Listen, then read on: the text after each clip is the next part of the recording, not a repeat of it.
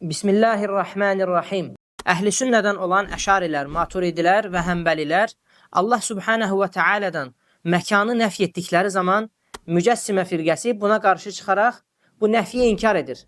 Hətta onlardan bəziləri deyirlər ki, Allah subhanahu və teala haşa hissi bir məkandadır. Bu səbəblə də onların iddiasına görə Allah subhanahu və teala'dan məkanı nəfi etmək əsla icazəli deyil. Digərləri isə belə deyirlər. Biz Allah üçün nə məkanı isbat edirik, nə də onu nəfi edirik.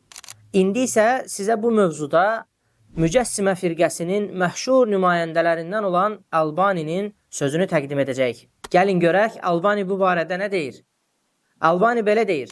Dedim ki, məkanın Allah Teala'ya nisbət edilməsi, yəni Allahın məkanda olduğunu demək, nə kitabda, yəni Qurani Kərimdə, nə sünnədə, nə də ki, səhabələrin və ümmətin sələfinin sözlərində varid olmamışdır.